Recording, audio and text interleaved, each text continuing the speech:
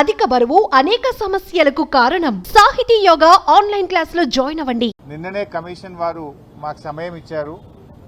నిన్న దురదృష్టవశాత్తు కేసీఆర్ గారు హాస్పిటల్లో చెకింగ్ వెళ్లాల్సి ఉంటే నేను రాలేకపోతున్నాను.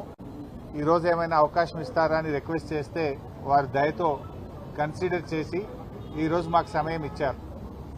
వారు ఇచ్చినటువంటి సమయాన్ని ప్రకారంగా ఈరోజు కమిషన్ వారిని కలిసి మా దగ్గర ఉండేటువంటి అదనపు సమాచారాన్ని ఈరోజు కమిషన్కు అందించడం జరిగింది. ఈ మధ్యకాలంలో మీడియాలో వస్తున్నటువంటి వార్తలు, తప్పుడు ప్రచారాలను దృష్టిలో పెట్టుకొని కమిషన్కు మరింత స్పష్టమైనటువంటి సమాచారాన్ని ఇవ్వాలని మా దగ్గర ఉన్నంత మేరకు, ఎందుకంటే మేము ఈరోజు ప్రభుత్వంలో లేము, డాక్యుమెంట్స్ అన్నీ కూడా ప్రభుత్వం దగ్గర ఉంటాయి. మేము చీఫ్ సెక్రటరీ గారికి, జీఏడీ సెక్రటరీ గారికి కూడా, ఇరిగేషన్ సెక్రటరీకి కూడా నేను లేఖ రాశాను. ఇన్ఫ్యాక్ట్ నాకు ఆ రోజుల్లో తీసుకున్న కేబినెట్ నిర్ణయాలు కానీ, ఆ రోజుల్లో తీసుకున్న కేబినెట్ నోటు కానీ, డిపార్ట్మెంట్కి సంబంధించిన సమాచారం అంతా కావాలని చీఫ్ సెక్రటరీకి, జీఏడీ సెక్రటరీకి, ఇరిగేషన్ సెక్రటరీకి ముగ్గురికి కూడా లేఖ రాశాను. కానీ వారి నుంచి స్పందన రావడం లేదు. బట్ ఏది ఏమైనా మా దగ్గర అందుబాటులో ఉన్న సమాచారం, నా దగ్గర ఉన్నటువంటి పూర్తి సమాచారాన్ని క్రోడీకరించి ఈరోజు కమిషన్ వారికి ఒక నోట్బుక్ను, ఒక బుక్ను సబ్మిట్ చేయడం జరిగింది. సో మా దగ్గర ఉన్న సమాచారం ప్రకారంగా మేడిగడ్డ, అన్నారం, సుందిల్లా బ్యారేజీలకు సంబంధించి 6 సార్లు కేబినెట్ నిర్ణయాలు జరిగాయి. 6 సార్లు కేబినెట్లో ఆమోదం పొందిన పేపర్స్ అన్నీ కూడా ఈరోజు కమిషన్ వారికి అందించాం. అంతేకాకుండా 3 సార్లు శాసనసభ అప్రూవల్ కూడా పొందడం జరిగింది. ఆ 3 సార్లు శాసనసభ అప్రూవల్స్ ఎప్పుడెప్పుడు జరిగాయి, ఆ శాసనసభలో జరిగినటువంటి డాక్యుమెంట్స్, జరిగిన చర్చ, వాటన్నిటినీ కూడా ఈరోజు కమిషన్కు అందజేయడం జరిగింది. నార్మల్గా శాసనసభ అనేటువంటిది మొత్తం రాష్ట్రం యొక్క లెజిస్లేచర్ అప్రూవల్ అనేది కేబినెట్ కంటే కూడా ఇంకా ఉత్తమమైనటువంటిది. సో 6 సార్లు జరిగిన కేబినెట్ అప్రూవల్ వివరాలను, 3 సార్లు జరిగిన శాసనసభ అప్రూవల్ వివరాలను, చర్చ వివరాలను పూర్తి స్థాయిలో ఈరోజు కమిషన్ గారికి డాక్యుమెంట్లతో సహా మేము అందజేయడం జరిగింది. అయితే జనరల్గా కమిషన్ విషయాలు ఇంకా అది కమిషన్ ఈజ్ ఆన్ గోయింగ్ కనుక దాని వివరాలన్నీ కూడా మేము ఇప్పుడు బయట పెట్టలేము. అయితే ఆ డాక్యుమెంట్ ఇచ్చేసి రిసీవ్డ్ కాపీ మేము తెచ్చుకున్నాం. సందర్భం వచ్చినప్పుడు తప్పకుండా పూర్తి వివరాలు కూడా ఇస్తాం. సో క్లుప్తంగా 6 సార్లు కేబినెట్ అప్రూవల్, 3 సార్లు శాసనసభ అప్రూవల్ జరిగిన అన్ని డాక్యుమెంట్లను ఆధారాలతో సహా మేము అందించాం. ఇంతకు మించిన వివరాలు కూడా ఉన్నాయి వాస్తవానికి, కానీ ఈరోజు ప్రభుత్వం మాకు ఇవ్వడం లేదు. సరే, ప్రభుత్వం మరి కమిషన్కి ఇచ్చింది అని పత్రికల్లో చదివాం. ఇచ్చిందా లేదా మాకు తెలియదు. అందులో ఎంతవరకు దాచారు, ఎంతవరకు ఇచ్చారు, వీ డోంట్ నో. వాస్తవానికి ఆ సమాచారం కూడా నేను అడిగాను. మన ఇరిగేషన్ సెక్రటరీ గారికి కూడా కమిషన్కు మీరు అందించిన సమాచార వివరాలు అందించండి అని ఇచ్చాం. నిజంగా మీరు ట్రాన్స్పరెంట్గా ఉండదలుచుకుంటే సెట్ మాకు ఇవ్వండి. ఇవ్వడానికి ఎందుకు సంకోచిస్తూ ఉన్నారు? You give all the details. ఇచ్చినట్టయితే మరింత పారదర్శకంగా ఉంటుంది కదా.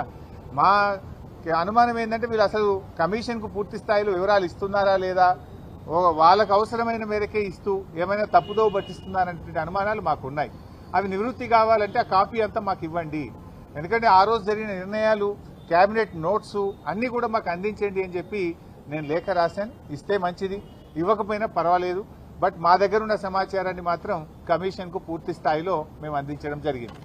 ఇకపోతే నిన్న ముఖ్యమంత్రి గారు పీపీటీ పెట్టారు. మొన్న ముఖ్యమంత్రి గారు మాట్లాడిన దాని మీద డీటెయిల్గా మళ్ళీ త్వరలో కూడా మేము మా పార్టీ తరఫున పీపీటీ పెడతాం, వివరాలు కూడా అందిస్తాం.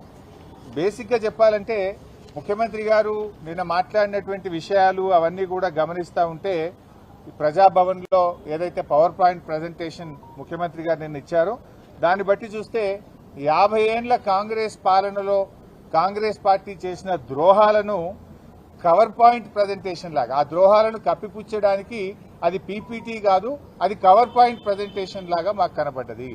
ఎందుకంటే ద్రోహాలకు మారుపేరు కాంగ్రెస్ పార్టీ. ఉన్న తెలంగాణను ఆంధ్రలో కలిపింది కాంగ్రెసే, నీళ్లలో తెలంగాణకు అన్యాయం చేసింది కాంగ్రెసే, వందలాది మంది యువకులను పొట్టనబెట్టుకున్నది కాంగ్రెసే. సరే, ముఖ్యమంత్రి గారు మాట్లాడిన తీరు అదంతా చూస్తూ ఉంటే 2 విషయాలు చాలా స్పష్టంగా మనకు కనబడతాయి.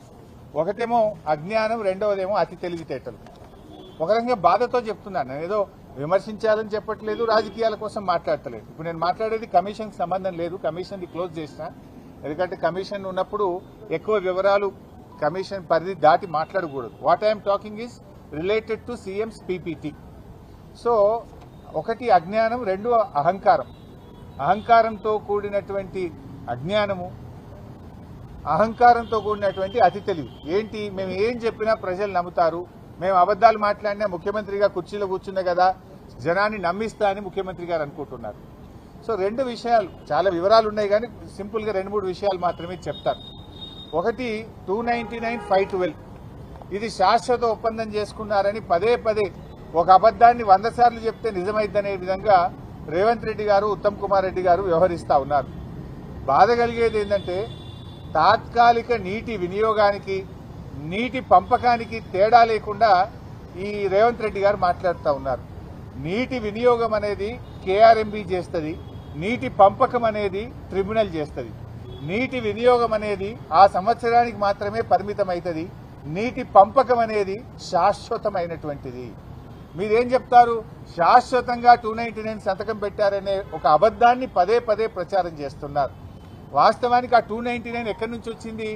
ఉమ్మడి ఆంధ్రప్రదేశ్లో నాటి కాంగ్రెస్ పాలకులు కృష్ణానది పరివాహక ప్రాంతంలో ఇదే జానారెడ్డి, ఉత్తమ్ కుమార్ రెడ్డి, కోమటిరెడ్డి వెంకటరెడ్డి లాంటి చేతగాని కాంగ్రెస్ నేతల వల్ల, వీళ్ళ పెదవులు మూసుకోవడం వల్ల ఆనాడు కేవలం 299 టీఎంసీలు మాత్రమే తెలంగాణ ప్రాజెక్టులకు కేటాయించడం జరిగింది.